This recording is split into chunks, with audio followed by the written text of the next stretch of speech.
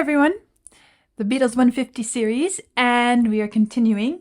I have just passed the 1/3 mark, haven't I, with number 50, which was Nowhere Man. And as many of you have said over and over, and as Vlad keeps reminding me, as we move out of the early Beatles, we're really getting into stuff that feels more meaty, more substantive, and more has a lot more material to dig into, explore, examine, tear apart, talk about.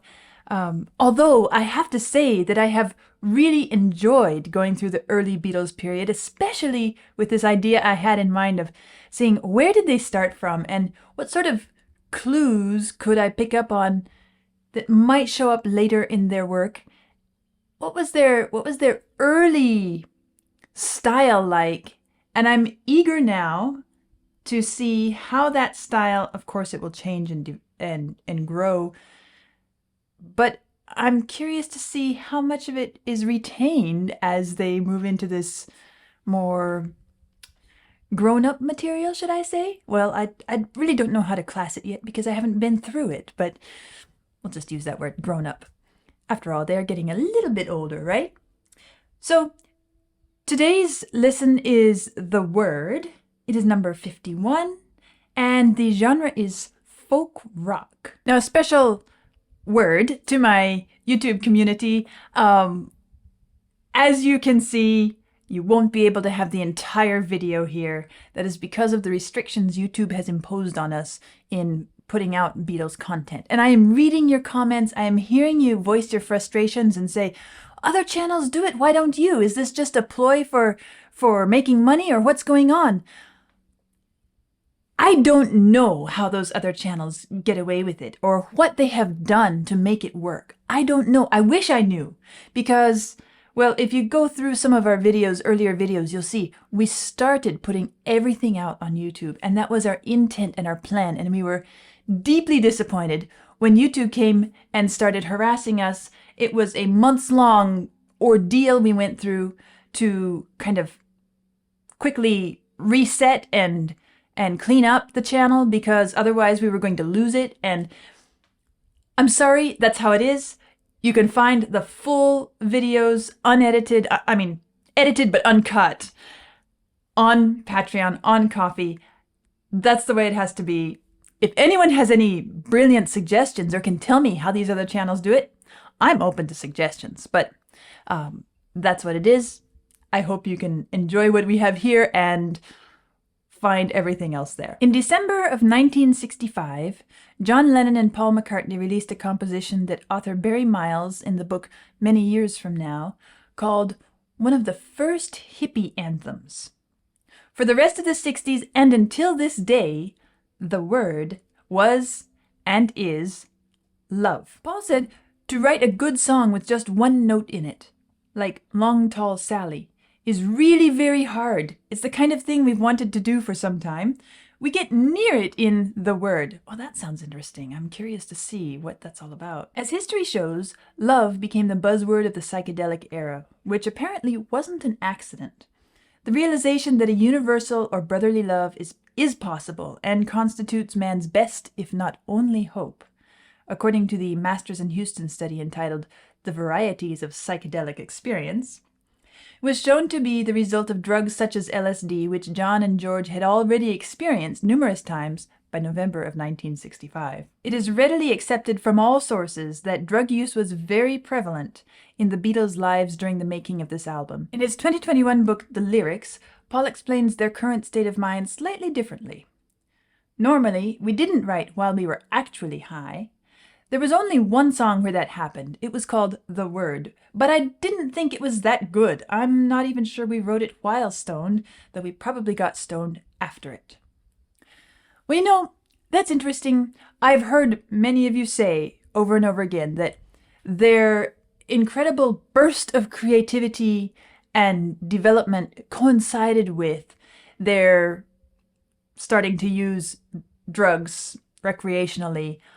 And I've kind of gathered that it's very often credited to their use of drugs.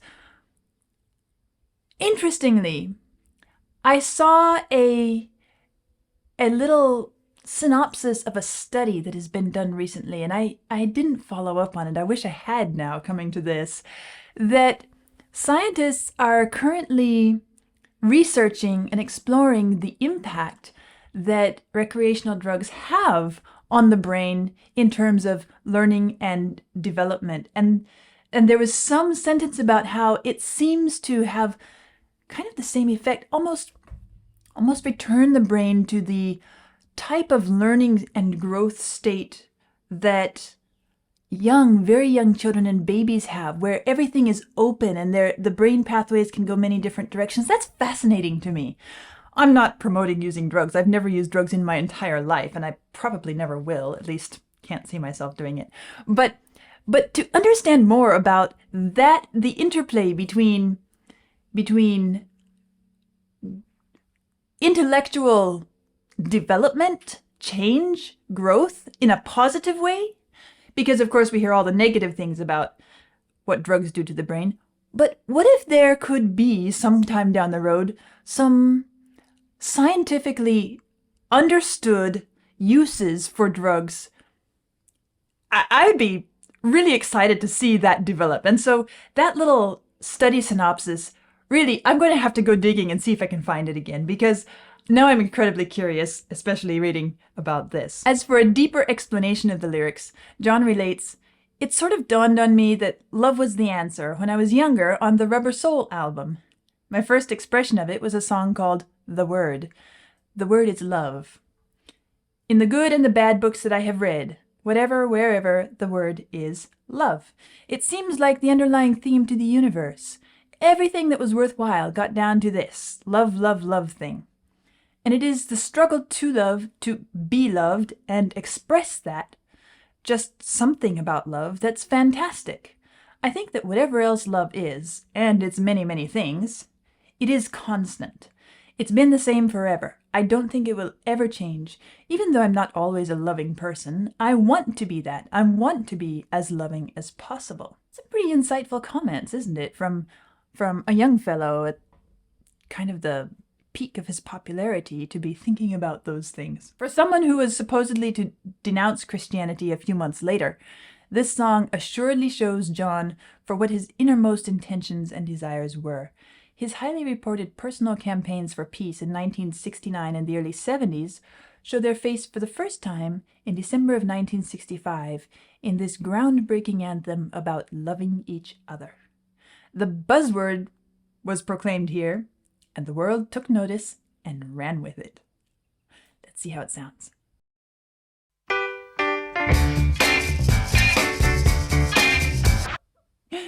Well, that was a bit of a surprise. After reading all those deep thoughts in the introduction, I was expecting something maybe, real profound or meditative. And then we have this really happy, celebratory, playful music.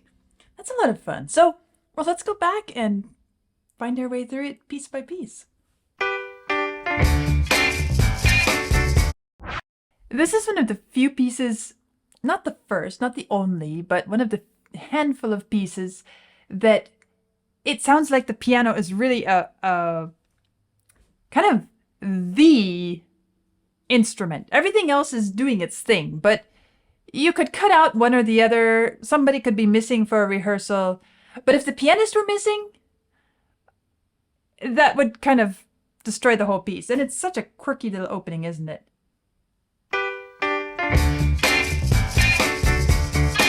And of course with the bass, it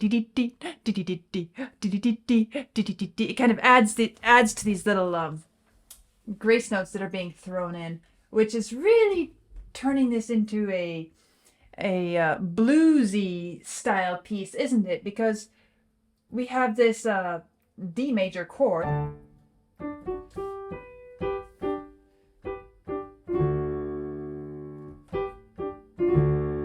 and then from there we keep that little playing with the third, the major, the minor. Which is it going to be? This is D major. We're in D major, but we're really pushing into the minor third here as well.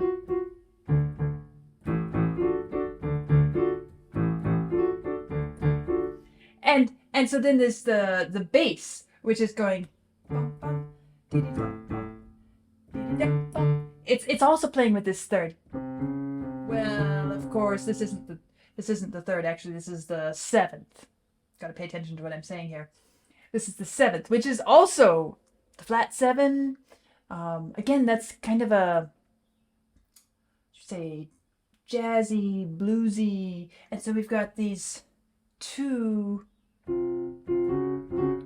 going on, and it immediately sets us up in this kind of celebratory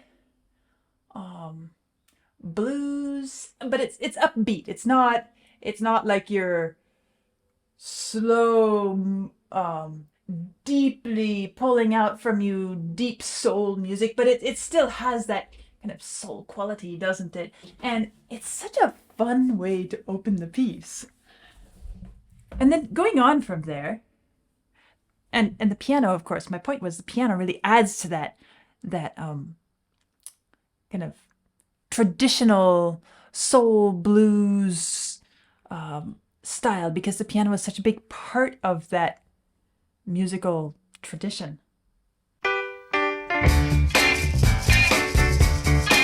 And that little guitar doing what I call the beep, beep, beep, right in there. Beep. Now, I'm trying to make sense of what I read at the beginning about the comment about it being a one-note piece of music. I'm not sure that I understand what they're saying. If they're talking musically, I would say a lot more notes than one note here. Maybe they were talking about a single phrase or a single musical idea, which this does, actually. This does primarily use one little, we could even call it a riff, right? At least it's a small motif phrase which is repeated over and over in the voices. And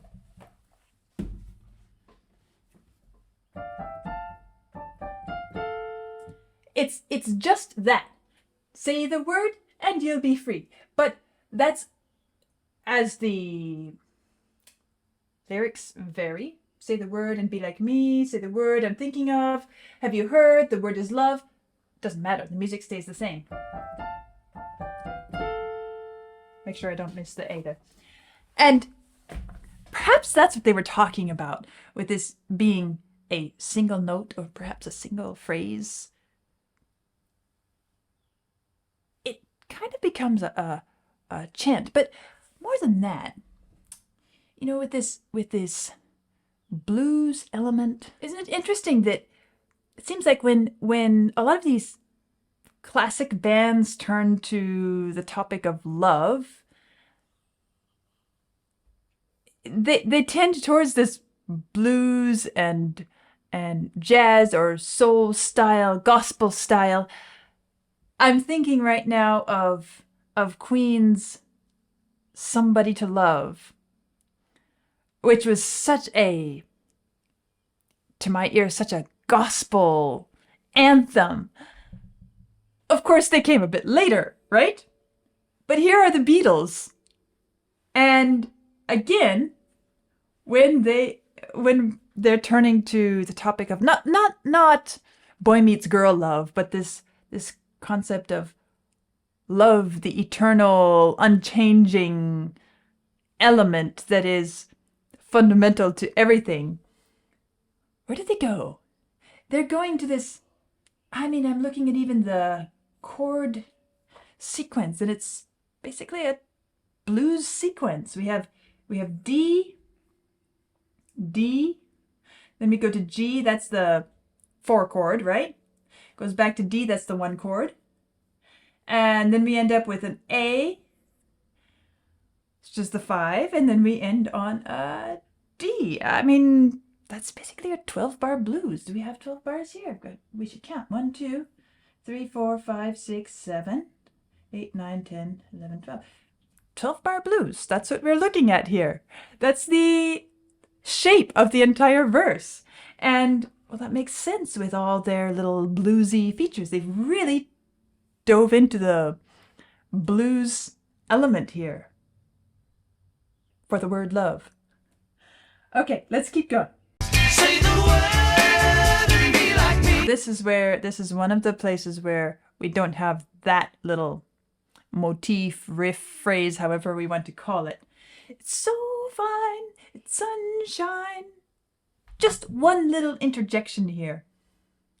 And then suddenly, we're right back. It's as if they can't even give one complete musical line without including da-da-dum, da-dum. A little bit truncated there because it's only half the phrase.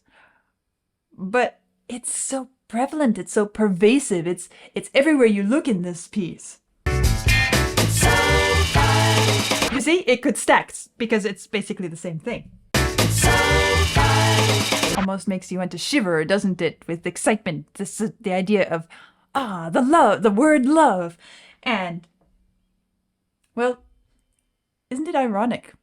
Or maybe not ironic, but telling at least, that just as soon as John Lennon writes a song which is completely off the topic of any kind of love-related idea, as if he's trying to break the mold, then he has a big part in creating this, which is all about love. Well, it's not boy meets girl love, as I said, but it's the grand vision of universal love and what unites and sustains mankind, and it's as if they've been exploring this idea of love through the lens of romantic relationships in their early years, but somehow they've moved beyond that. Now they're thinking, okay, we can't just cut out love altogether because it's so important to our lives, but it's so much more than just a boy and a girl in love or breaking up or any of the other various scenarios they've given us. And so just as soon as they start to break the mold, they go this direction. Fascinating, isn't it? I guess this is probably my favorite line of the whole piece musically. There's something dark and profound and kind of grandly declamatory. In the beginning I misunderstood, but now it's as if it's supposed to be this grand statement that's supposed to be heard all around the world. Almost preacher-like in a way. But now I got it, the word is good. However, now we're looking at the evangelistic side of things. Spread the word. Well, this idea of the word being love, playing with the word. And I can't help thinking because the Beatles, Lennon included, are British. They're born and raised in this very traditionally Christian culture, right? Where the idea of the word, in the beginning was the word. It has this sacredness and this profundity to it, this eternal quality to it. The word. They even entitled it The Word. They could have entitled it Say the Word, or The Word is Love. But no, just The Word. Knowing how Lennon likes to play with ideas and words, I have to say that I really suspect some links there were intentional. The word. Say the word. Say the word and you'll be free. Ooh, say the word and be like me. This is almost messianic in its declarations. Say the word I'm thinking of. Okay, that's a little bit more casual. Have you heard? The word is love. And then it goes on. It's so fine. It's sunshine. In other words, the light of the world. It's the light of the world. The word is love. He's really pushing that idea, isn't he? And then here, I can't help but resist saying, here go the missionaries. Spread the word, spread the word. Why do I bring that up? Well, of course, it's just right here in my face, and also because of what I was saying a few moments ago about this idea of when artists are tackling this more grand topic of love as opposed to being in love with somebody, it seems they tend towards the rhythm, blues, gospel, jazz styles. Well, those styles in which gospel music grew up, which is a very churched, very religious, very, very, should I say spiritual? I don't know if I should say spiritual. It doesn't really fit, but this idea that this is part of a religion, part of a religious practice, or a deep need for something, and as that is expressed in gospel music, it seems like they go towards that style whenever they need to express those ideas, just as in Somebody to Love. I need somebody to love. Somebody, just anybody. Can you find me somebody to love? And it's this pouring out cry of needing something to fill a gap. And now here, it's like preaching the gospel. Say the word, lighten the world, spread the light. Spread the word. The word is love. Even the way he presents the lyrics, it's a little bit preachy, isn't it? Spread the word and be like me. In the good and the... here again, we come to books, the idea of reading. In the good and the bad books that I have read. So, everything from the scriptures, in which this idea of eternal love was presented through whatever cheap paperback novel. It doesn't matter. Or, not necessarily that paperback novels are bad, but the idea of every story, every idea, it's hard to go somewhere where you can't find love in some form or fashion being a fundamental element of the scenario. But the way he says it, in the good and the bad books, it's as if he's again setting good and bad, good against evil. Not really trying to preach good and evil, but somehow he's bringing in these religious or pseudo-religious concepts, ideas, and piling it all into this lively little bluesy dance piece, something. I mean, it really is cheery, isn't it? I especially like what I hear. As I said, this is my favorite line. I should even mark it here. I especially like what I hear in the guitar, or maybe it's, let's see, is that the guitar? I think it's the guitar, yeah. This twangy little guitar in here. Let's listen. Bum bum bum da da da dum bum bum da dee dee dum bum. It has this twang and this presence that works so well against his strident declamatory style here. And this whole piece has a sort of strident sonic quality. It's edgy, it's sharp, it's a little bit brash and brassy. And I guess that's one reason I like this line, is because everything darkens just a little bit.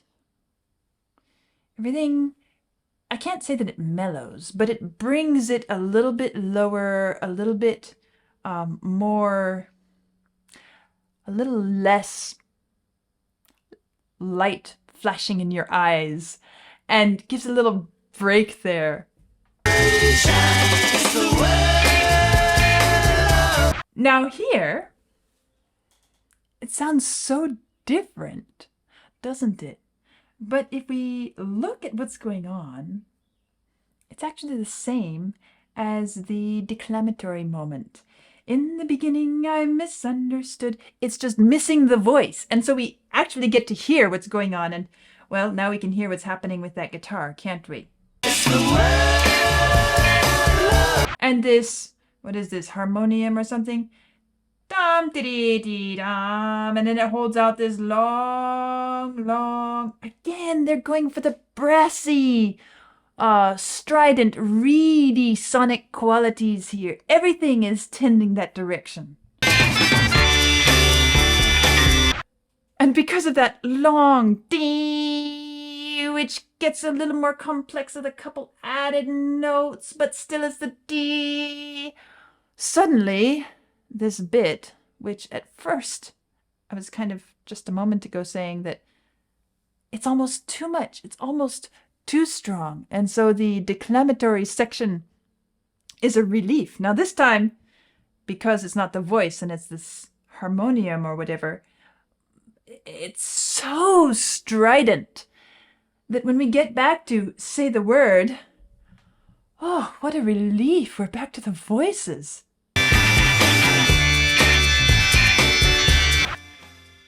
And that's how it fades out. For a piece that is built off of primarily how many notes in the phrase? Da-da-dum, da-da-dum. I mean, it's basically a 3-note ascent, descent. Da-da-dum, bum-ba-da-dum. But we could say, if we're going to pick all the iterations of it, 1, 2, 3, 4, 5, 6, 7. 7-note phrase. For a piece of music which, by and large, is just those 7 notes. And the accompaniment that goes along with it. It's an incredibly intense piece. The harmonium has a lot to do with it. If we didn't have that harmonium section in those non-sung bridge sections, we might call them, it would start to feel a bit too happy-clappy repetitive. But that just turns it into this burning, sharp, edgy. It's like a needle that's just poking deeper and deeper and deeper and deeper.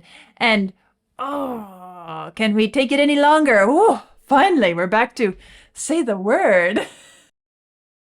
Well, I just recently listened to a modern, contemporary, very popular artist, maybe the closest we could come to comparing to the Beatles' popularity back then, and that is Taylor Swift.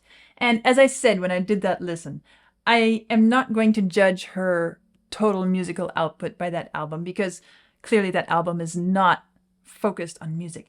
But still, it is a music album, isn't it? It's songs. So I am left thinking, how many of these millions of people who are attracted to Taylor Swift's music and flocked to download that album, how many of them listen to the Beatles from, what is it now? This is 2024, and this song came out in 1965. That's 1 year shy of 60 years ago, isn't it? 60 years ago! And this is a piece of music with a huge amount of repetition in it. And a very simple harmonic structure. It's the blues, 12-bar blues. And yet it has so much in it that I couldn't find when I went to listen to Taylor Swift. And so my question is, how many of these Taylor Swift fans actually listen to Beatles music or Queen or any of those other classics which were so popular back then? Do they know they exist? Do they listen to them? Do they enjoy them? Or is that just Grandpa's music and somehow Taylor Swift feels more relevant? But it can't feel more musical. It can't feel more profound, certainly. I'm incredibly curious. And, well, of course, from my background, my musical tradition that I've lived in all my life, the music we listen to is hundreds of years old. And, of course, as you know, art, like wine, the older it gets, the better it gets. And so that's a question that is kind of in my mind lately, and I felt like this was a good time to bring it up because this is a very simple piece of music overall. Harmonically, melodically, instrumentally. There's a lot of repetition. The lyrics are quite repetitive too. But how incredibly satisfying and entertaining it is to me, as opposed to what I found incredibly dull in Taylor Swift's latest album. Back to the Beatles here. I think that this piece is really interesting in the way it uses all of this repetition and small ideas and ends up, how long is this piece? 2 minutes and 42 seconds. 2 whole minutes and 42 seconds on basically one little set of notes this long on the page. And we didn't get tired of it. It didn't feel dull. And it has personality and character, this idea of say the word, preach the word, this kind of new Messiah announcement or apostle preaching some gospel of love. I mean, it's entertaining and fascinating and eternally relevant because of the subject matter, isn't it? Because as one of them said, love, although it was the buzzword of that era. Was it Lennon? Let me check my notes here. Yes, it was Lennon who said, it seems like it is the underlying theme of the universe. Everything that was worthwhile got down to this love, love, love thing. It is the struggle to love, be loved, and express that. I mean, here is a fun, cute piece of music tackling this grand, eternal, profound subject and handling it incredibly well. Well, there we have number 51 in the series, and that is the word. I'm eager to see what comes next. I'll see you soon.